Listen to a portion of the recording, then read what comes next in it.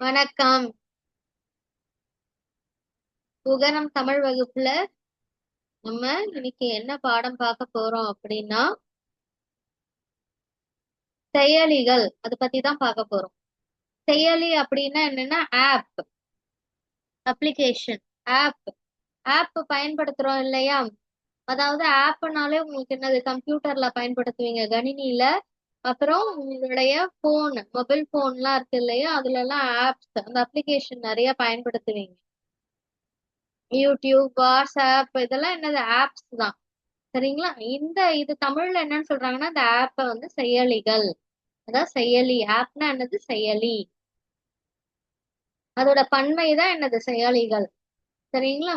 இப்ப ஆப் அப்படின்றது எப்படி இருக்கும் அப்படின்னா, அது வந்து கணினி, அதான் கம்ப்யூட்டர், அது வந்து கம்ப்யூட்டர்லயே ஒரு சாஃப்ட்வேரா கூட இருக்கும். சரிங்களா? அதுலயே வந்திருக்கும், கம்ப்யூட்டர்லயே ஒரு சாஃப்ட்வேரா வந்திருக்கும். அத தமிழ்ல என்னன்னு சொல்றாங்கன்னா, கணினி மென்பொருள். இல்லனாக்கா நிரல். நிரல்னாக்கா அது ஒரு ப்ரோக்ராமா கூட என்ன பண்றாங்க, பயன்படுத்துறாங்க அப்படின்னு சொல்றாங்க. இப்ப இருக்கிற திறன் பேசின்னா எனது ஸ்மார்ட் போன்ஸ், அதுலயே என்ன பண்றாங்கன்னா இத வந்து ஒரு மென்பொருள், அதாவது சாஃப்ட்வேரா பயன்படுத்துறாங்க. இந்த இந்த ஆப் வந்து ஆப்போட இந்த செயலியோட முக்கிய வேலை என்னன்னா, மெயினா இந்த கையடக்க கருவிகள் இருக்கு இல்லையா, மெயினா இந்த போன்ஸ் தான். கையடக்க கருவிகள்னா என்னன்னா, போர்ட்டபிள் டிவைஸ் அப்படின்னு சொல்லுவாங்க. அந்த மொபைல் டிவைஸ்லாம் அதெல்லாம் சொல்லலாம். அதெல்லாம் வந்து இயக்கறதுக்கே எதுதான் முக்கியமா பயன்படுது அப்படின்னா, இந்த செயலிகள் தான் முக்கியமா பயன்படுது. இப்ப நிறைய ஆப்ஸ் இருக்கு, நிறைய புது புது செயலிகள் இருக்கு. உதாரணத்துக்கு நம்மளுடைய, அதாவது விளையாடுறதுக்கு, பொழுதுபோக்குக்காக நம்ம விளையாடுறோம் இல்லையா, விளையாட்டுகள், அதுக்கு தனியா செயலிகள் இருக்கு. அப்புறம் நம்ம கல்வி கற்பதற்குன்ட்டு தனியா இப்ப ஸ்கூல்லாம் பாத்தீங்கன்னா நிறைய அவங்க வந்து பள்ளிக்கூடங்கள்லாம் அவங்க தனியா செயலி எல்லாம் வச்சிருப்பாங்க, ஆப்ஸ்லாம். இது இது மட்டும் இன்னைக்கு வந்து இதுல வந்து ரெண்டு ஆப்ஸ், ரெண்டு செயலியை பத்தி முக்கியமா பார்க்க போறோம். அதாவது நம்ம கல்வி கற்பதற்கு உதவக்கூடிய செயலி. அதுல ஒண்ணு வந்து சேர்த்து படித்தல், ரீட் அலாங். இன்னொன்னு என்ன அப்படின்னா, சொல்லி அடி. சரிங்களா? இது ரெண்டும் தான், இது ரெண்டை பத்தி தான் இன்னைக்கு பார்க்க போறோம். இது வந்து கற்றலுக்கு மிகவும் பயனுள்ள வகையில இருக்கக்கூடிய செயலிகள். முதல்ல வந்து பார்க்க போறது சேர்த்து படித்தல், ரீட் அலாங். இது வந்து முக்கியமா குழந்தைகள் இருக்காங்க இல்லையா, குழந்தைங்களுக்கு கதை கேட்கறது, விளையாடுறது அப்படின்னா ரொம்ப பிடிக்கும். அந்த கதை கேட்கறது, விளையாடுறது அது மூலமாவே கற்றுக் கொடுக்கறது. முக்கியமா தமிழ் அந்த மாதிரி மொழிகளை கற்றுக் கொடுக்கறது. இது வந்து அஹ் இந்த செயலியில வந்து ரெண்டு விஷயங்கள் தான் மெயினா கான்சென்ட்ரேட் பண்றாங்க. ஒண்ணு வந்து கதை, இன்னொன்னு வந்து விளையாட்டு. முதல்ல வந்து கதை பகுதியில பார்த்தோம்னா எப்படி இருக்குன்னாக்கா, அதுல நிறைய படங்கள் கொடுத்திருப்பாங்க. அந்த படங்களை எளிய சொற்கள் மூலமா விளக்கி இருப்பாங்க. இந்த குழந்தைகள் வந்து இந்த படத்தை பார்க்கும் பொழுதே அதுல உள்ள சொற்கள் எல்லாம் படிக்கணும்ன்ற ஆர்வம் ஏற்படும் அப்படின்றாங்க. சரி, கதையை படிக்க படிக்க என்ன ஆகும் அப்படின்னா, இந்த செயலி வந்து அந்த குழந்தைய ரொம்ப பாராட்டுமா, நீ நல்லா படிக்கிறியே அப்படின்னு சொல்லிட்டு அவங்க அந்த குழந்தைக்கு ஸ்டார்ஸ், அதான் நட்சத்திர புள்ளிகள், ஸ்டார்ஸையே பாயிண்ட்ஸா கொடுக்குமா. இதனால குழந்தைகள் என்ன ஆயிடும், குழந்தைங்களுக்கு ரொம்ப ஆர்வம் ஏற்படும் இல்லையா, அவங்க நிறைய படிக்க முயற்சி செய்வாங்க. சில வார்த்தைகள் படிக்க முடியலன்னா கூட பரவாயில்லையா, அந்த சொற்களை வந்து தொட்டா போதுமா, இந்த சொற்களை எப்படி சொல்றதுன்னு அதுவே சொல்லி காட்டுமா. அதனாலதான் என்னன்னு சொல்றாங்கன்னா, சேர்த்து படித்தல் அப்படின்றாங்க. அந்த செயலியோட சேர்ந்து இந்த குழந்தையும் செயலியோட சேர்ந்து இந்த குழந்தை படிக்கிறது. அந்த செயலியும் சொல்லித் தரும், இந்த குழந்தையும் அப்படியே படிக்கும்.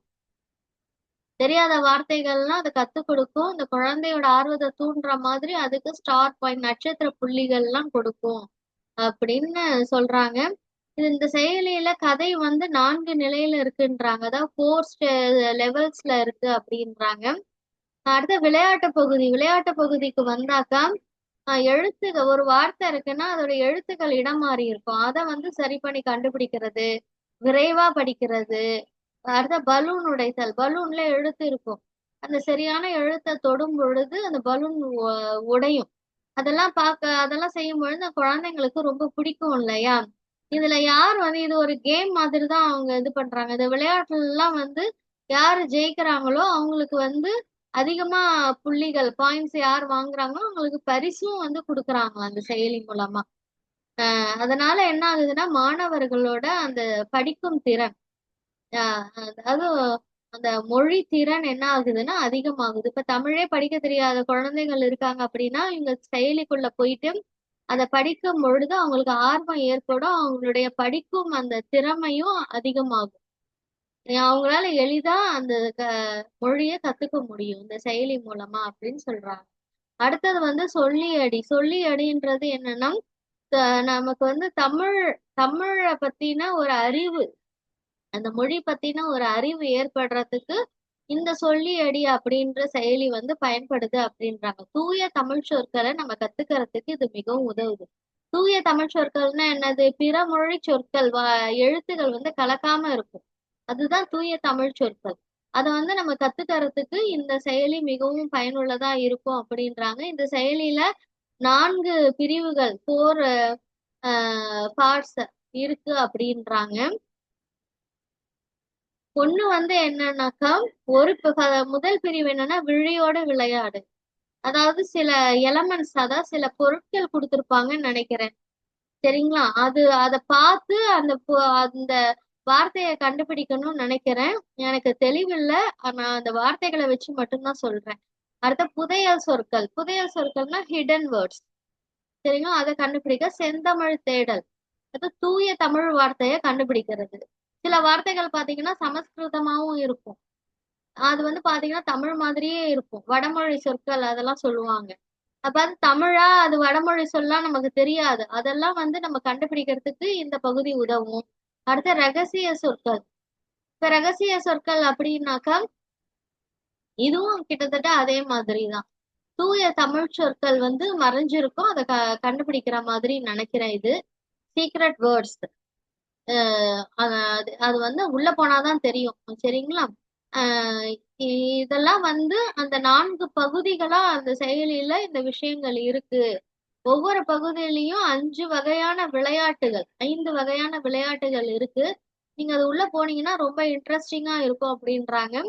முடிஞ்சு அதை ட்ரை பண்ணுங்க. இந்த செயலிக்குள்ள போயிட்டு நீங்க நிச்சயமா ட்ரை பண்ணுங்க, முயற்சி செய்யுங்க. உங்களுக்கு ரொம்ப பிடிக்கும்னு நினைக்கிறேன். இப்போ இன்னைக்கு வந்து நிறைய செயலி இந்த மாதிரி இருக்கு. உதாரணமா 2 செயலி நம்பிக்கையுள்ள 2 செயலி கொடுத்துருக்காங்க. ஏன்னா நம்ம நம்ம பாக்குற எல்லா செயலியுமே எல்லா ஆப்ஸுமே நல்லது இல்லை. சிலது வந்து ஃப்ராட், அதாவது ஏமாத்தக்கூடிய செயலி எல்லாம் இருக்கும். அது மூலமா நம்மளுடைய பணம்லாம் இழக்க வேண்டிய நிலையெல்லாம் ஏற்படும். அதனால ரொம்ப கவனமா தான் நம்ம என்ன பண்ணணும், செயலியை நம்ம வந்து இது நான் நல்ல நல்ல செயலியா அப்படின்னு ஆராய்ஞ்சுதான் அதை வந்து என்ன பண்ணணும், பதிவிறக்கம் செய்யணும். அதை டவுன்லோட் செஞ்சு அதை பயன்படுத்தணும். இன்னைக்கு வந்து ஆஹ் பாத்தீங்கன்னா எல்லா துறையிலையும் இந்த செயலிகள் பயன்படுத்துறாங்க. ஒண்ணு கல்வி, எஜுகேஷன், அடுத்த பொழுதுபோக்கு, என்டர்டைன்மெண்ட், விளையாட்டு, ஸ்போர்ட்ஸ், வாணிகம், பிசினஸ், இப்படி எல்லா துறைகளிலும் என்ன பண்றாங்க, இந்த செயலிகள் பயன்படுத்துறாங்க.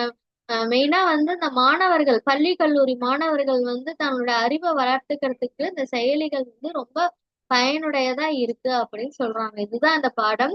அடுத்த பாடம் எப்படின்னா இணைய பாதுகாப்பு. இணையம்னா என்னது? இன்டர்நெட் இல்லையா? அது அந்த அது எப்படி நம்ம வந்து அந்த இடத்துல நம்ம வந்து எப்படி பாதுகாப்பா நடந்துக்கணும், நாமளே பாதுகாத்துக்கிறதுக்கான வழிமுறைகள் என்ன? இப்ப இணையத்துல வந்து என்ன ஆகுதுன்னா இணையம் மூலமா நமக்கு எல்லாமே நல்லது நடக்கும்னு சொல்ல முடியாது. நம்மளை ஏமாத்தக்கூடியவங்க நிறைய பேரு இணையத்தின் மூலமா தான் என்ன பண்றாங்க, எளிதா நம்மளை ஏமாத்துறாங்க. சரிங்களா? இன்டர்நெட் மூலமா தான் நம்மள நிறைய ஏமாத்துறாங்க. அதனால வந்து நாமளே எப்படி பாதுகாத்துக்கிறது அப்படின்றதுதான் இந்த பாடப்பகுதி. உதாரணமா என்னென்ன விஷயங்கள் வந்து நம்ம ரொம்ப விழிப்புணர்வா இருக்கணும் அப்படின்னா, கடவுள் சொற்கள், பாஸ்வேர்டு. சரிங்களா? இப்ப வந்து நம்மளோட மெயில் ஐடி இருக்கு, இல்ல போன் இருக்கு, இல்ல நம்மளோட பேங்க், இப்படி நிறைய விஷயங்கள்ல பாஸ்வேர்ட்லாம் யூஸ் பண்றோம் இல்லையா? அந்த பாஸ்வேர்டை நீங்க இந்த இணையத்தின் மூலமா நீங்க எங்கேயுமே பகிரக்கூடாது அப்படின்றாங்க. இன்னொன்னு புகைப்படம். இப்ப புகைப்படம் பாத்தீங்கன்னா ஃபேஸ்புக், ட்விட்டர், இப்படி நிறைய இருக்கு. அதுல எல்லாம் உங்க போட்டோஸ் எல்லாம் ரொம்ப வைக்காதீங்க. ஆனா அது உங்க போட்டோஸ் எல்லாம் தவறா பயன்படுத்துறதுக்கான வாய்ப்புகள் இருக்கு. அடுத்தது உங்களோட அட்ரஸ், இருப்பிடத்தோட இருப்பிட பகுதியோட அட்ரஸ், லொகேஷன் இதெல்லாம் வந்து ரொம்ப இணையத்தின் மூலமா நீங்க வந்து பகிராதீங்க யாருக்கும் அப்படின்னு சொல்றாங்க. ஏன்னா இதெல்லாம் வந்து தவறான முறையில அதெல்லாம் எடுத்து நமக்கு வந்து நம்மளோட பாதுகாப்புக்கே அச்சம், பயம் ஏற்படுற மாதிரி விஷயங்கள் ஏற்பட்டுடும் அப்படின்றாங்க. சரிங்களா? எப்பவுமே இணையத்தை நம்ம பாதுகாப்பா பயன்படுத்துவோம். பாதுகாப்புனா நமக்கு பாதுகாப்பு ஏற்படும் பயன்படுத்துவோம் அப்படின்னு சொல்றாங்க. சரி, இன்னைய பாடப்பகுதி என்னன்னா சமூக ஊடகமும் இணைய பாதுகாப்பும்.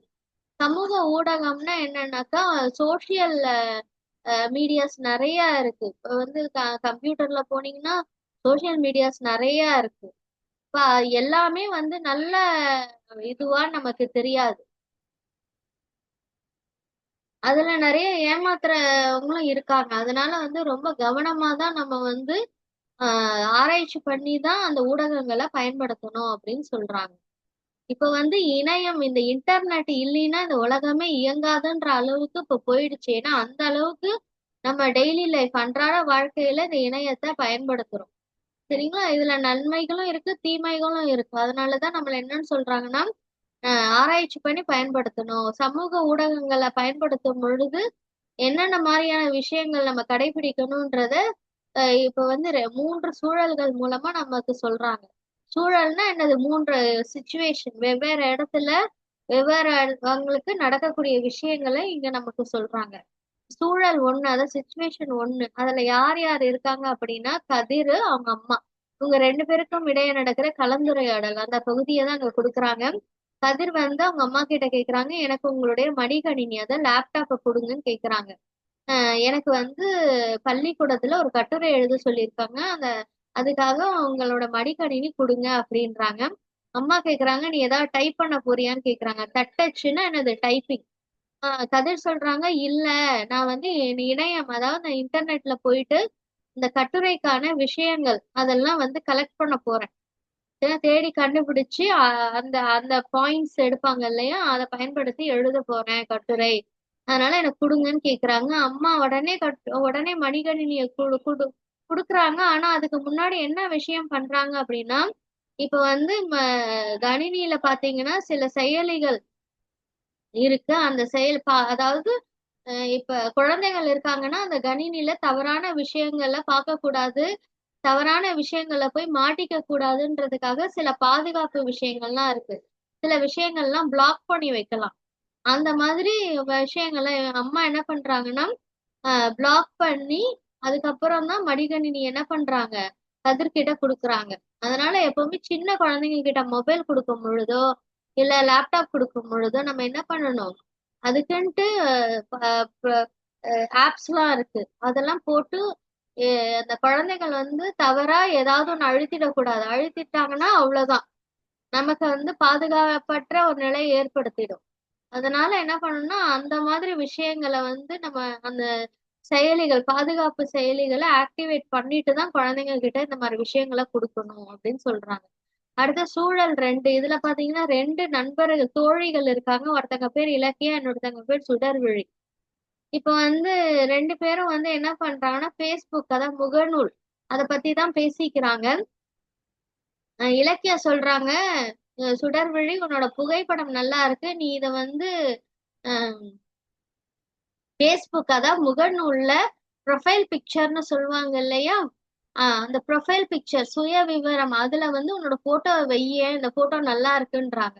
அதுக்கு சுடர்விழி சொல்றாங்க, இதை யாராவது தவறா பயன்படுத்திட்டாங்கன்னா என்ன பண்றது, நான் வைக்க மாட்டேன்றாங்க. அதுக்கு இலக்கியா சொல்றாங்க, அதுக்குன்னு பாதுகாப்பு முறைகள்லாம் இருக்கு. அதான் ப்ரொஃபைல் லாக், சுய விவரம் பாதுகாப்புன்னு ஒண்ணு இருக்கு. அதை வந்து நம்ம என்ன பண்ணணும்னா ஆக்டிவேட் பண்ணிடணும், இயக்கணும். அதை செஞ்சுட்டோம்னாக்கா உன்னுடைய நண்பர்கள் தவிர வேற யாரும் உன்னுடைய போட்டோவை பதிவிறக்கம் செய்ய முடியாது, டவுன்லோட் செய்ய முடியாது. சரிங்களா? அவங்க போட்டோவை அவங்களால பார்க்க முடியாது. அதை நீ வந்து லாக் செஞ்சிரு. சரிங்களா? லாக் செஞ்சுட்டீங்கன்னா உனக்கு வந்து உன்னோட ஃபேஸ்புக், அந்த முகநூல் பகுதி பாதுகாப்பானதாக இருக்கும் அப்படின்றாங்க. இதை நம்மளும் என்ன பண்ணலாம், பயன்படுத்தலாம் கண்டிப்பா இல்லையா? அடுத்த சூழல் 3. இதுல யாருன்னா அப்பாவும் பையனும் பேசிக்கிறாங்க. பையன் பேர் என்னன்னா கவின். கவின் வந்து அப்பா கிட்ட என்ன செய்யறீங்கன்னு கேட்கும்போது அப்பா என்ன சொல்றாருன்னா, எனக்கு ஒரு ஃபோன் கால், எனக்கு வந்து மொபைல் செல்பேசியில ஒரு அழைப்பு வந்துச்சு. எனக்கு 5 லட்சம் ரூபாய் வந்து எனக்கு பரிசு விழுந்திருக்கா, அது அது வந்து அவங்க கொடுக்க போறாங்களாம் எனக்கு. அதுக்காக என்னுடைய வங்கி கணக்கு, பேங்க் அக்கவுண்ட் நம்பர், அப்புறம் கிரெடிட் கார்டு நம்பர், கடன் அட்டை, சரிங்களா? அடுத்தது வந்து கிரெடிட் கார்டுனா கடன் அட்டை, அந்த அட்டையை பயன்படுத்தி நீங்க எவ்வளவு வேணாம் சாமான் வாங்கிக்கலாம். காசு கொடுக்க தேவையில்ல. அதுக்கப்புறம் என்ன பண்ணணும்னா நீங்க அந்த காசை பேங்க்ல கட்டணும் கொஞ்சம் கொஞ்சமா. சரிங்களா? அடுத்தது நிரந்தர கணக்கு அட்டை, அதாவது பேன் கார்டு. இப்ப டாக்ஸ் எல்லாம் கட்டுறோம்னாக்கா இந்த கார்டுல தான் என்ன பண்ணுவாங்கன்னா இந்த கார்டு நம்பர்ல யூஸ் பண்ணி என்ட்ரி போட்டுக்கிட்டே வருவாங்க, நீங்க எவ்வளவு டாக்ஸ் எல்லாம் கட்டியிருக்கீங்க அப்படின்னு சொல்லிட்டு. அதனால அதுதான் PAN card. Permanent account number அப்படின்னு சொல்லுவாங்க. சரிங்களா? இப்ப நிரந்தர கணக்கு அட்டை அதுதான் தமிழ்ல. இந்த டீட்டெயில்லாம், இந்த விவரங்கள்லாம் அனுப்பும்படி சொல்றாங்க. போன் வந்துச்சு எனக்கு அப்படின்ட்டு அவர் சொல்றாரு அவங்க அப்பா.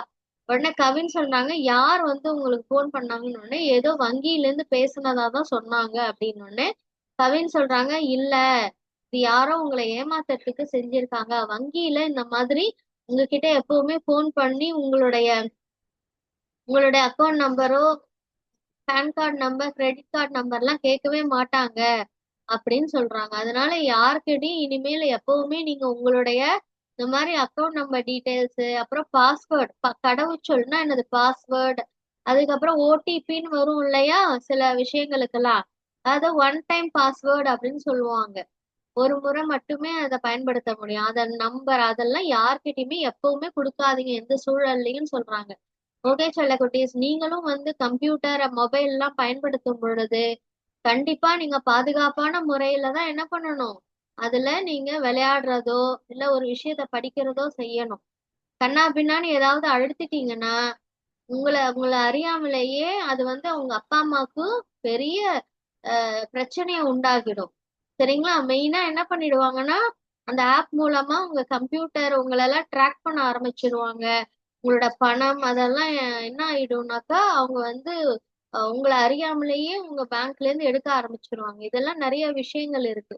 அதனால ரொம்ப கவனமா இருக்கணும். சரிங்களா? அந்த பாடத்து மூலமா அதுதான் நம்ம கத்துக்கிட்டோம். அடுத்த பாடம் என்னன்னா ஆராய்ச்சி மணி. ஆராய்ச்சி மணின்றது நீங்க இந்த பாடமே இந்த கதையே கேள்விப்பட்டிருப்பீங்க. அதாவது மனுநீதி சோழன் ஒரு அரசர் இருப்பாரு இல்லையா, அவர் வந்து எப்பவுமே தன்னுடைய அரண்மனைக்கு வெளியில ஒரு மணி கட்டியிருப்பாரு. அந்த எதுக்காகனாக்கா யாருக்காவது ஏதாவது பிரச்சனை அப்படின்னா, உதவி வேணும் அப்படின்னா அந்த மணியை அடிப்பாங்க வந்து. அப்ப மணியை அடிச்ச உடனே அரசர் வந்து அவங்களுக்கு என்ன உதவி வேணுமோ அதை செஞ்சு தருவார். அதுக்கு அந்த மணி தான் இங்க வந்து அந்த அந்த மணியை தான் ஆராய்ச்சி மணின்னு சொல்றாங்க. இப்ப அந்த மனுநீதி சோழனோட இந்த கதையை தான் நம்ம இந்த பாடத்துல பார்க்க போறோம். சரிங்களா? யார் யார் இருக்காங்க அப்படின்னா ஒரு அரசவை, அங்க வந்து மனுநீதி சோழன் அந்த அரசர் இருக்காரு, அவங்களோட அமைச்சர், பசு, காவலர். மன்னர் வந்து சொல்றாரு, ஆராய்ச்சி மணி யாரோ அடிக்கிறாங்க, யார் அடிக்கிறாங்கன்னு போய் பாருங்கன்னு சொன்ன உடனே அமைச்சரும் காவலரும் போய் பாக்குறாங்க, ஒரு பசுமாடு ஆராய்ச்சி மணி அடிக்குது.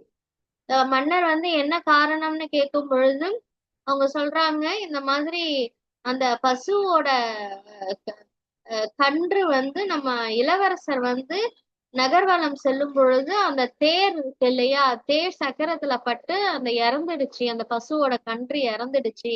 அதனால அம்மா பசு வந்து அழுதுகிட்டே மணி அடிச்சு எனக்கு ஒரு நியாயம் சொல்லுங்க, நீதி வேணும் அப்படின்னு வந்து கேக்குது அப்படின்னு சொல்றாங்க. உடனே வந்து மன்னர் சொல்றாரு, அப்படியா, என் பையன் அப்படி பண்ணிட்டானா, உடனே என் பையனை கூட்டிட்டு வாங்க. அந்த அந்த பசுவோட கன்று அது எப்படி வந்து அந்த தேர்கால்ல தேர் சக்கரத்துல வந்து பட்டு இறந்ததோ அதே மாதிரி என் பையனும் இறக்கும், அதே மாதிரி என் பையனும் தண்டனை அனுபவிக்கணும் அப்படின்னு சொல்றாங்க.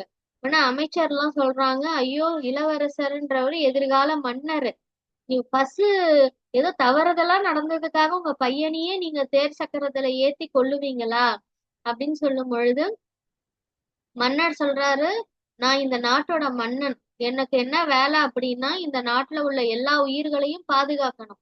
அதனால என் மகன் மட்டும் உயிர் இல்லை, அந்த பசுவோட கன்றும் எனக்கு வந்து முக்கியம்.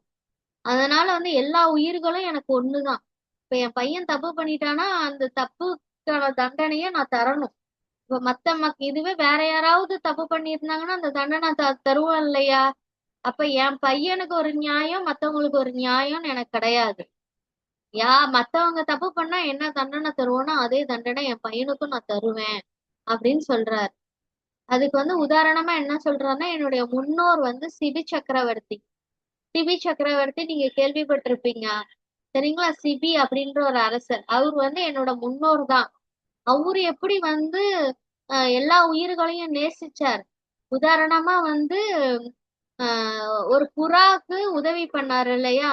அந்த பரம்பரையில வந்தவன் நானு. அதனால நான் நிச்சயமா அதே மாதிரிதான் எல்லா உயிர்களையும் என் உயிர் போல நினைச்சு பாதுகாப்பேன் அப்படின்னு சொல்றாரு.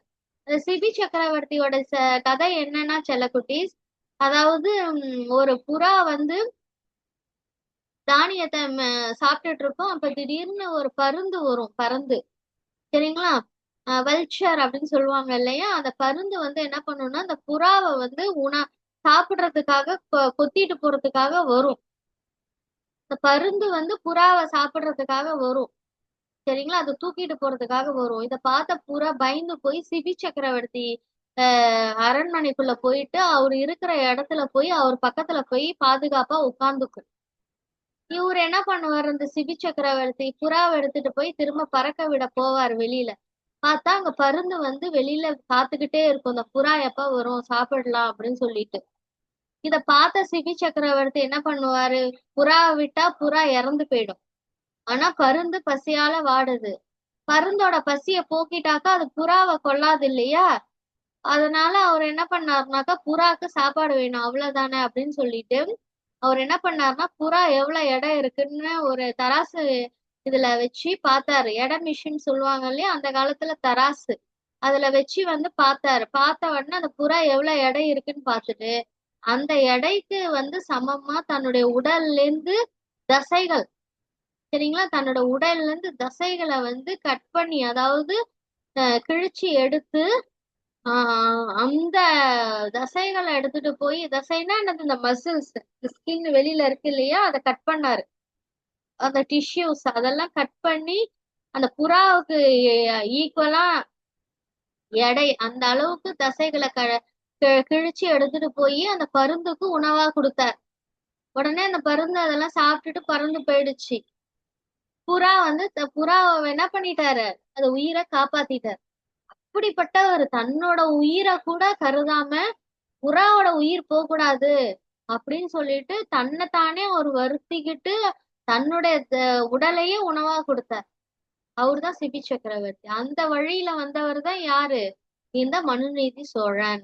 அவர் சொல்றாரு, அவர் மாதிரிதான் நானும், மற்ற உயிர் போலதான் மற்ற உயிர் எல்லாம். அதனால எல்லா உயிரையும் நான் பாதுகாக்கணும். அதனால என் பையனா இருந்தா கூட அந்த கன்றுக்கு நீதி கிடைக்கணும்னா தேர் சக்கரத்துல அவனை ஏத்தி நானு கொல்லுவேன் அப்படின்னு சொல்றாரு. அதுதான் நியாயம் நீதி அப்படின்ற.